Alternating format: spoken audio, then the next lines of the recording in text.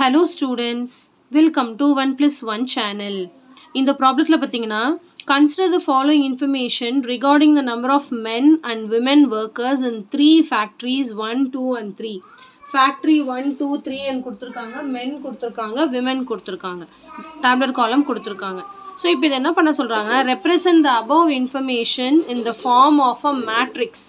Matrixல represent பண்ணனும் அப்படினு சொல்லிருக்காங்க.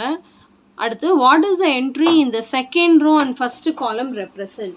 சரி first நம்ம வந்து matrixல represent பண்ணிடலாம். So matrixனாலே அதுக்கு ஒரு நேம் கொடுக்கணும். So நான் A matrixனு எடுத்துக்கிறேன். இப்போ இது என்ன பாத்தீங்கன்னா அப்படியே ஜஸ்ட் எழுத வேண்டியதான். men women 23 18 47 36 15 16. So இதுதான் வந்து matrix.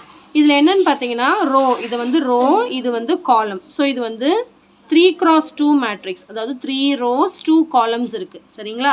So matrixல represent பண்ண சொன்னாங்க, பண்ணியாச்சு. இன்னொரு question கேட்டிருக்காங்க பாருங்க. What does the entry in the second row and first column represent? Second row. So இது first row, இது second row. Second row, first column. So second row, first column பாத்தீங்கன்னா 47 பத்தி என்னன்னு கேக்குறாங்க. So for the entry in the second row and first column represent that there are 47 men workers in factory 2. அதாவது இந்த 47ங்கிறது என்னது? Men workers in factory 2. அவ்வளவுதான். சரிங்களா? So நம்ம எழுதிடலாம்.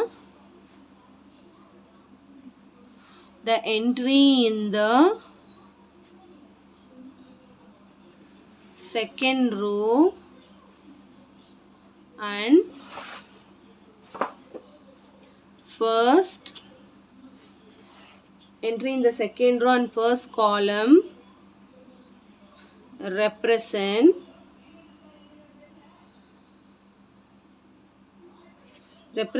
that there are 47 men workers in factory 2. அவ்வளவுதான். சரிங்களா? क्वेश्चनலே கிளியரா கொடுத்திருக்காங்க இல்லையா? சோ அது வந்து என்ன டீடைல்ஸ்னு சோ அத தான் கேக்குறாங்க. அந்த செகண்ட் ரோ ஃபர்ஸ்ட் காலம்ங்கற எலிமெண்ட்ட வந்து கரெக்ட்டா எடுத்து எழுதணும். வேற ஒண்ணுமே கிடையாது. ஓகே? சோ கண்டிப்பா இந்த சம் நல்லா உங்களுக்கு கிளியரா அண்டர்ஸ்டாண்ட் ஆயிருக்கும்னு நினைக்கிறேன். So thank you so much for watching students. Bye bye.